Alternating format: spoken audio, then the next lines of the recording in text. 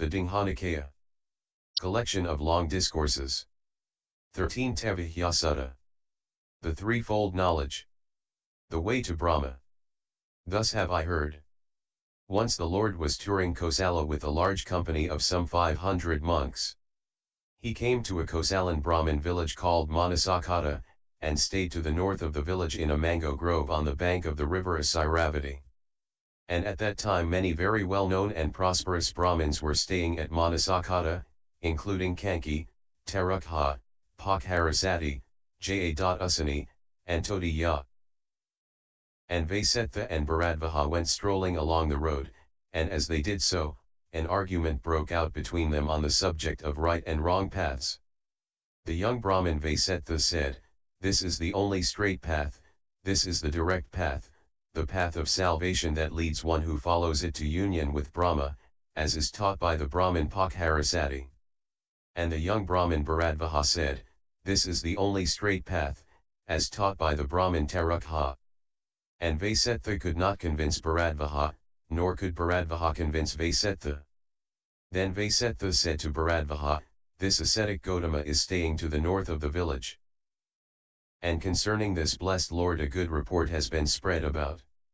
Let us go to the ascetic Gotama and ask him, and whatever he tells us, we shall accept." And Bharadvaha agreed. So the two of them went to see the Lord. Having exchanged courtesies with him, they sat down to one side, and Vasetha said, "Reverend Gotama, as we were strolling along the road, we got to discussing right and wrong paths. I said, 'This is the only straight path, as is taught by the Brahmin Pakharasati,' and Bharadvaha said, 'This is the only straight path, as is taught by the Brahmin Tarukha. This is our dispute, our quarrel, our difference. So, Vaseha, you say that the way to union with Brahma is that taught by the Brahmin Pakharasati, and Bharadvaha says it is that taught by the Brahmin Tarukha. What is the dispute, the quarrel, the difference all about?" Right and wrong paths, Reverend Gotama. There are so many kinds of Brahmins who teach different paths, the Adharya, the Titariya, the Shandaka, the Chandava, the Brahmacharya Brahmins. Do all these ways lead to union with Brahma? Just as if there were near a town or village many different paths, do all these come together at that place? And likewise, do the ways of the various Brahmins lead the one who follows them to union with Brahma? You say, they lead, Vaseha. I say, they lead, Reverend Gotama.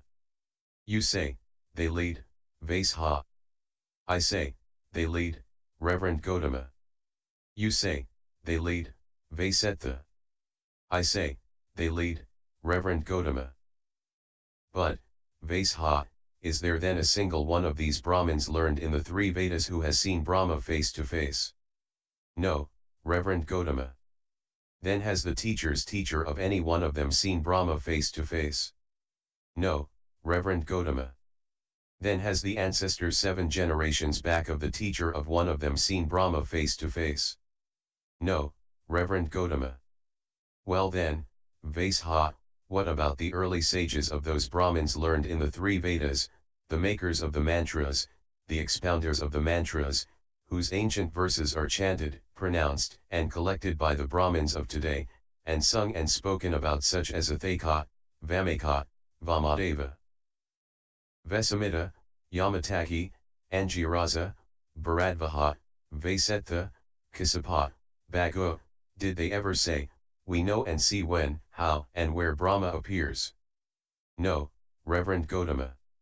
So, Vaseha, not one of these Brahmins learned in the three Vedas has seen Brahma face to face, nor has one of their teachers, or teachers' teachers, nor even the ancestors 7 generations back of one of their teachers.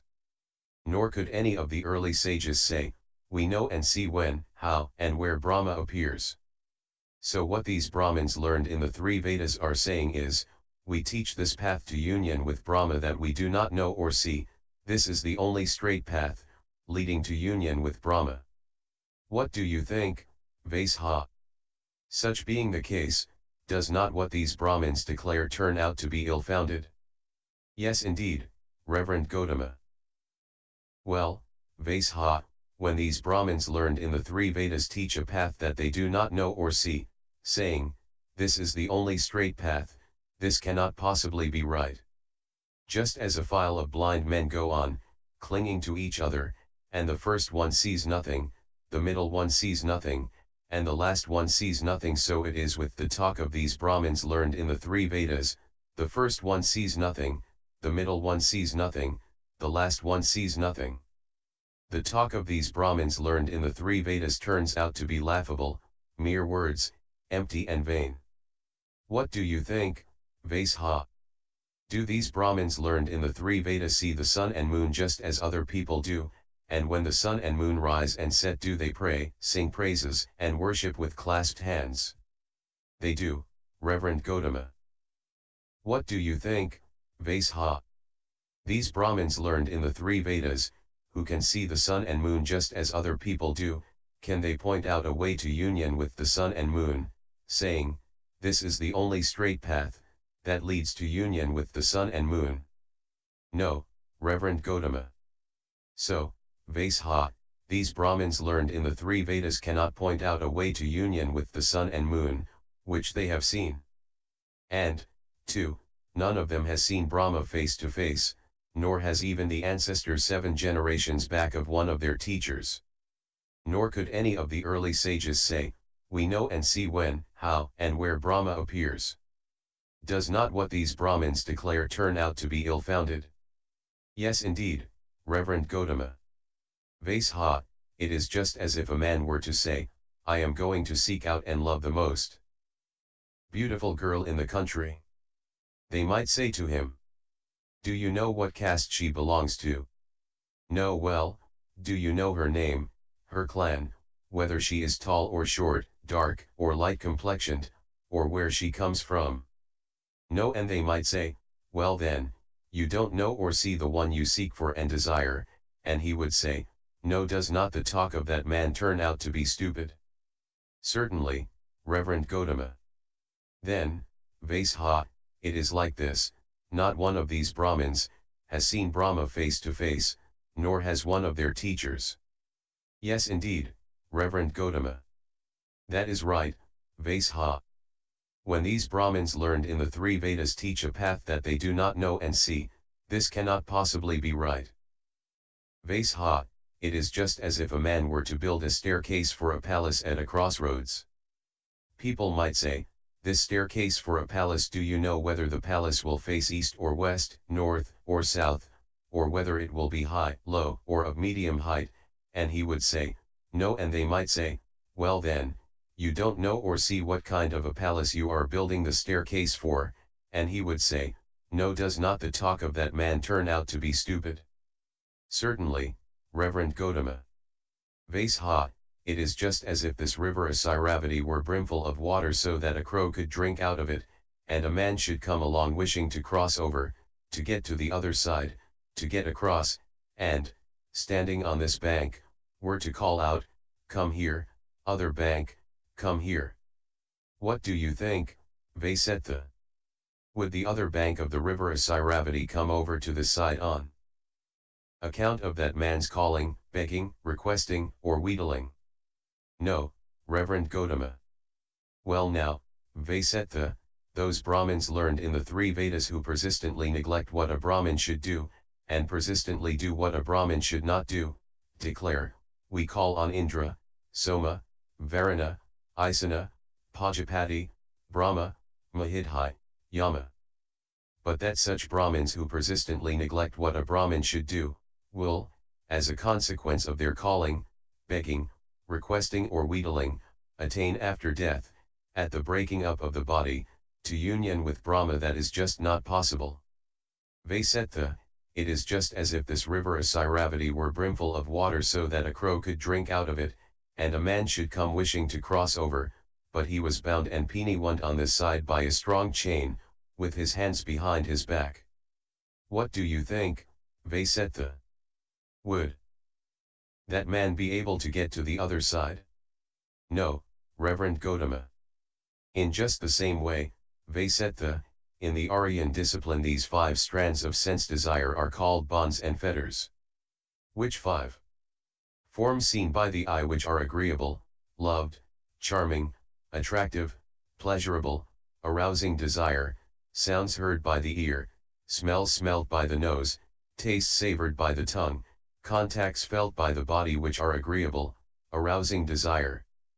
These 5 in the Aryan discipline are called bonds and fetters.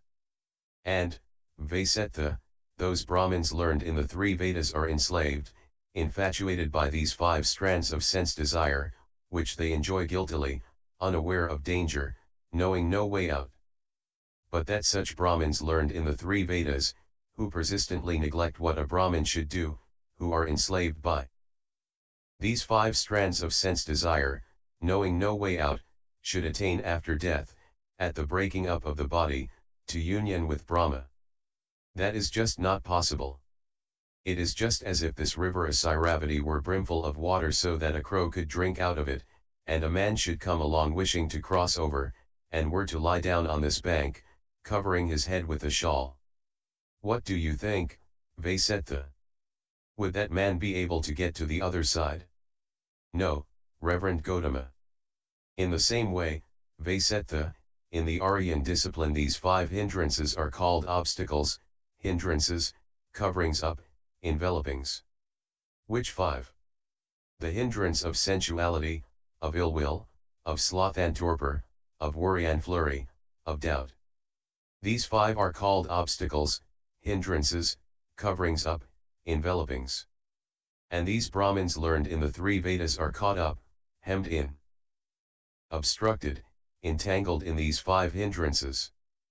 But that such Brahmins learned in the 3 Vedas, who persistently neglect what a Brahmin should do, and who are caught up, entangled in these 5 hindrances, should attain after death, at the breaking up of the body, to union with Brahma, that is just not possible. What do you think, Vaisetta?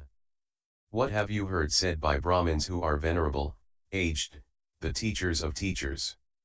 Is Brahma encumbered with wives and wealth, or unencumbered? Unencumbered, Reverend Gotama. Is he full of hate or without hate? Without hate, Reverend Gotama. Is he full of ill will or without ill will? Without ill will, Reverend Gotama. Is he impure or pure? Pure, Reverend Gotama. Is he disciplined or undisciplined? Disciplined, Reverend Gotama. And what do you think, Vaisetta? Are the Brahmins learned in the 3 Vedas encumbered with wives and wealth, or unencumbered? Encumbered, Reverend Gotama. Are they full of hate or without hate? Full of hate, Reverend Gotama. Are they full of ill will or without ill will? Full of ill will, Reverend Gotama. Are they impure or pure? Impure, Reverend Gotama. Are they disciplined or undisciplined? Undisciplined, Reverend Gotama. So, Vaisetta, the Brahmins learned in the 3 Vedas are encumbered with wives and wealth, and Brahma is unencumbered. Is there any communion, anything in common between these encumbered Brahmins and the unencumbered Brahma? No, Reverend Gotama. That is right, Vaisetta. That these encumbered Brahmins, learned in the 3 Vedas, should after death, at the breaking up of the body, be united with the unencumbered Brahma, that is just not possible. Likewise, do these Brahmins learned in the 3 Vedas and full of hate, full of ill will, impure, undisciplined, have any communion, anything in common with the disciplined Brahma? No, Reverend Gotama. That is right, Vaisetta. That these undisciplined Brahmins should after death be united with Brahma is just not possible. But these Brahmins learned in the 3 Vedas, having sat down on the bank, sink down despairingly, thinking maybe to find a dry way across. Therefore their threefold knowledge is called the threefold desert, the threefold wilderness, the threefold destruction. At these words Vaisetta said, Reverend Gotama, I have heard them say, the ascetic Gotama knows the way to union with Brahma. What do you think, Vaisetta? Suppose there were a man here born and brought up in Manasakata, and somebody who had come from Manasakata and had missed the road should ask him the way. Would that man, born and bred in Manasakata, be in a state of confusion or perplexity. No, Reverend Gautama. And why not? Because such a man would know all the paths. Vaisetta, it might be said that such a man on being asked the way might be confused or perplexed, but the Tathagata, on being asked about the Brahma world and the way to get there, would certainly not be confused or perplexed. For, Vaisetta, I know Brahma and the world of Brahma, and the way to the world of Brahma, and the path of practice whereby the world of Brahma may be gained. At this Vaisetta said, Reverend Gautama, I have heard them say, the ascetic Gautama teaches the way to union with Brahma.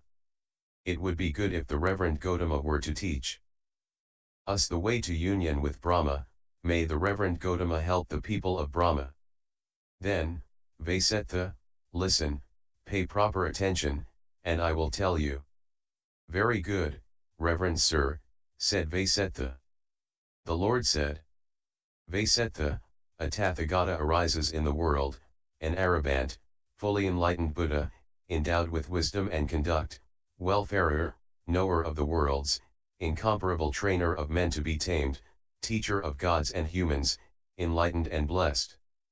He, having realized it by his own superknowledge, proclaims this world with its devas, maras, and brahmas, its princes and people. He preaches the Dhamma which is lovely in its beginning, lovely in its middle, lovely in its ending, in the spirit and in the letter, and displays the fully perfected and purified holy life. A disciple goes forth, practices the moralities, attains the first jhana. Then, with his heart filled with loving kindness, he dwells suffusing one quarter, the second, the third, the fourth.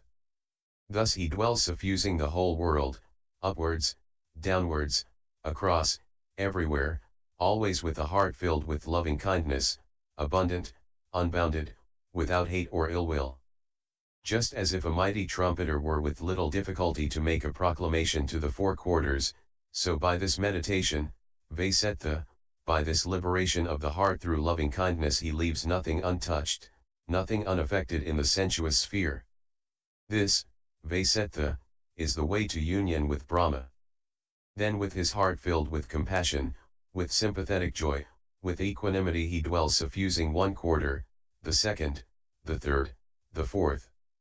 Thus he dwells suffusing the whole world, upwards, downwards, across, everywhere, always with a heart filled with equanimity, abundant, unbounded, without hate or ill will.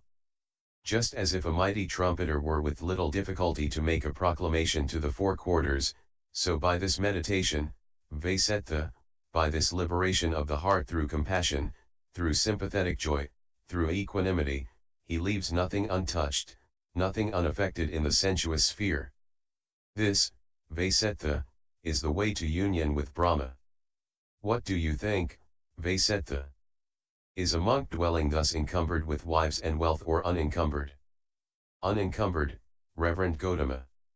He is without hate, without ill will, pure and disciplined, Reverend Gautama. Then, Vaisetta, the monk is unencumbered, and Brahma is unencumbered. Has that unencumbered monk anything in common with the unencumbered Brahma? Yes indeed, Reverend Gautama. That is right, Vaisetta. Then that an unencumbered monk, after death, at the breaking up of the body, should attain to union with the unencumbered Brahma, that is possible. Likewise a monk without hate, without ill will, pure, disciplined. Then that a disciplined monk, after death, at the breaking up of the body, should attain to union with Brahma, that is possible. At this the young Brahmins Vaisetta and Bharadvaja said to the Lord, Excellent, Reverend Gautama, excellent. It is as if someone were to set up what had been knocked down, or to point out the way to one who had got lost, or to bring an oil lamp into a dark place, so that those with eyes could see. What was there? Just so the Reverend Gautama has expounded the Dhamma in various ways. We take refuge in the Reverend Gautama, in the Dhamma, and in the Sangha. May the Reverend Gautama accept us as lay followers, having taken refuge from this day forth as long as life shall last.